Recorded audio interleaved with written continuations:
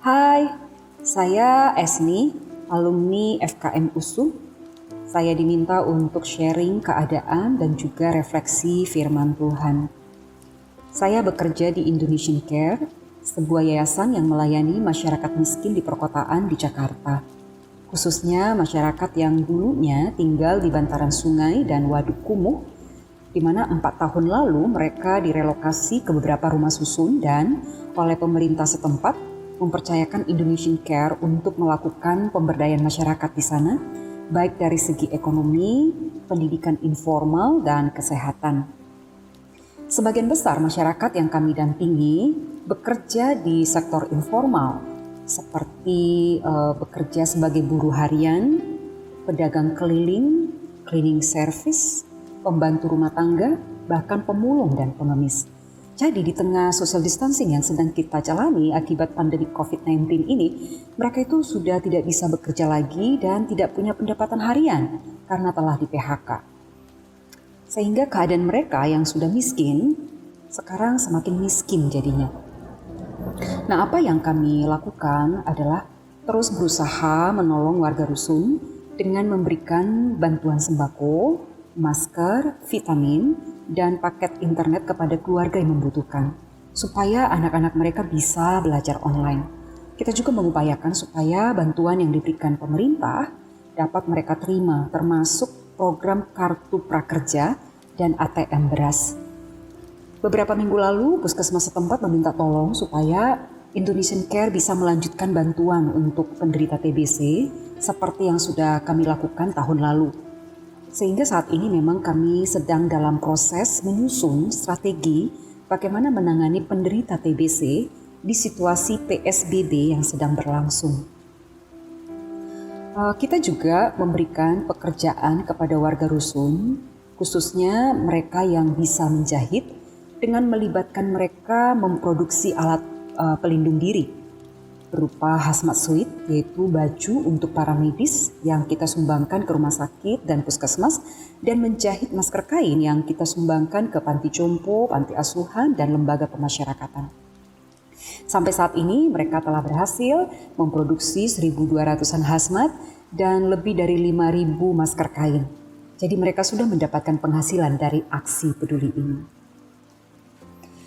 Ya, pandemi COVID-19 ini memang telah memaksa kita untuk berubah dan menjalani hidup dengan cara yang tidak pernah kita pikirkan sebelumnya.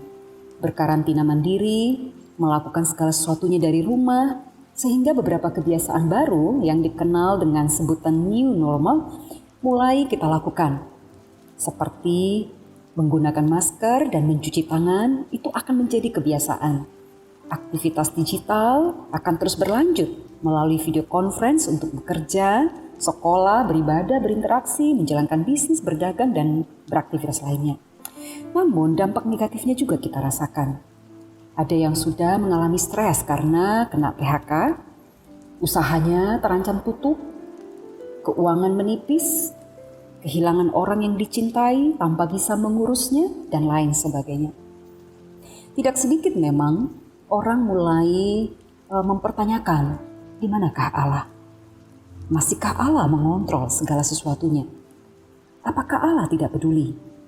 Mengapa Allah tidak memusnahkan virus yang tidak kelihatan secara kasat mata, namun telah menginfeksi lebih dari 4 juta dan mematikan hampir lebih dari 280.000 penduduk dunia? Sebagai orang percaya, bagaimana ya kita seharusnya meresponi situasi ini dalam terang firman Tuhan? Saya mengajak kita untuk merenungkan firman Tuhan yang tertulis dalam Markus 4 ayat 35 sampai 41 yang mengkisahkan tentang Yesus yang telah mengajar orang banyak di tepi danau Galilea sepanjang hari, kemudian menyuruh para murid untuk bertolak menyeberang danau. Di tengah danau tiba-tiba badai mengamuk dahsyat dan air masuk ke dalam perahu. Para murid ketakutan dan kemudian membangunkan Yesus yang sedang tidur dengan berkata, "Guru, apakah engkau tidak peduli kalau kita binasa?" Yesus menghardik badai tersebut dan keadaan kembali tenang, lalu mempertanyakan para murid, "Mengapa kamu begitu takut? So fearful. Dan mengapa kamu tidak percaya? have no faith. Dan para murid menjadi sangat takut karena angin dan danau taat kepada Yesus. Mengapa para murid mengalami badai yang menakutkan itu? Apakah murid-murid sedang melakukan dosa sehingga mereka mengalami penghukuman Tuhan? Saat menghadapi bencana, biasanya kita tergoda untuk menanyakan, malapetaka ini akibat dosa siapa? Namun, nats ini menunjukkan bahwa badai yang mengamuk itu tidak disebabkan karena para murid sedang melakukan dosa dan sedang dihukum. Para murid justru sedang bersama Yesus melayani orang banyak sepanjang hari. Dan Yesus sendirilah yang menyuruh para murid untuk bertolak ke seberang danau supaya mereka dapat beristirahat. Lalu, mengapa mereka mengalami badai? Secara geografis, danau ini memang kadang-kadang diterpa angin sakal yang turun dari gunung dan bukit yang mengelilingi danau itu. Namun, hal ini juga menunjukkan bahwa malapetaka maupun penderitaan merupakan bagian dari hidup manusia. Orang benar, saleh, dan terhormat seperti Ayub juga mengalami bencana. Malapetaka yang dialaminya telah membuatnya jatuh miskin dan penyakitan. Lalu bagaimana reaksi para murid saat badai terjadi? Mereka sangat panik dan ketakutan. Bayangan kematian menguasai pikiran dan tindakan mereka sampai akhirnya mereka mempertanyakan kepedulian Tuhan. Saat mengalami badai, para murid tidak mampu tenang. Mereka gagal mempercayai Yesus yang sedang ada bersama-sama dengan mereka saat itu. Sebaliknya, ketika para murid mempertanyakan Yesus, justru Yesus sedang menunjukkan kepeduliannya. Dia tetap ada di perahu dan tidak meninggalkan mereka. Lalu dengan kuasa perkataannya, dia menghardik badai itu dan membuat keadaan kembali tenang.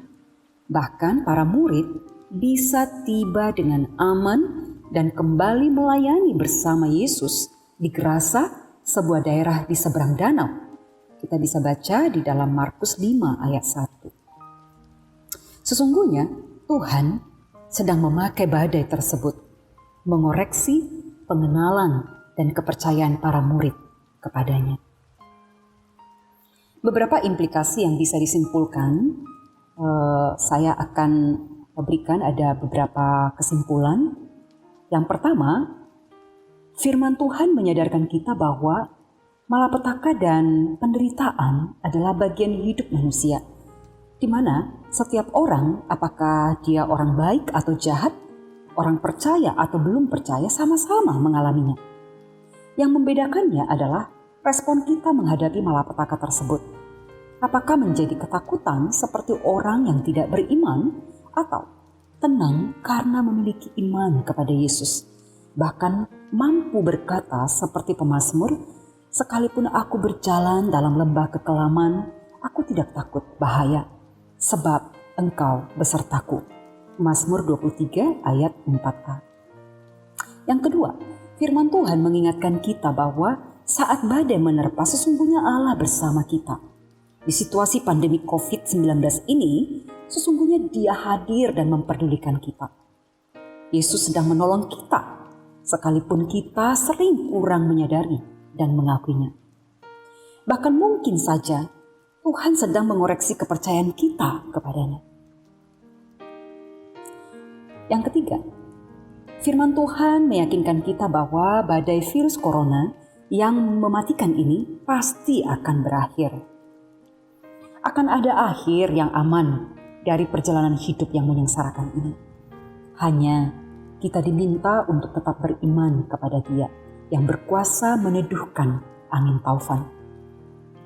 Yang keempat, terakhir, firman Tuhan mengajarkan bahwa badai tidak boleh menghentikan kita untuk melayani. Sekalipun kita sedang mengalami dampak pandemi COVID ini, namun seharusnya tidak membuat kita mengasihani diri, terjebak hanya mengeluhkan permasalahan yang kita hadapi, melainkan bersedia memperhatikan kebutuhan orang di sekitar kita dan proaktif untuk meringankan beban mereka.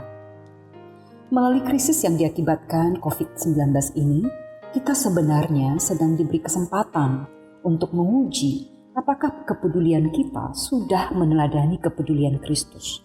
Apakah belas kasihan kita sudah seperti belas kasihan Kristus ketika melihat orang di sekeliling kita.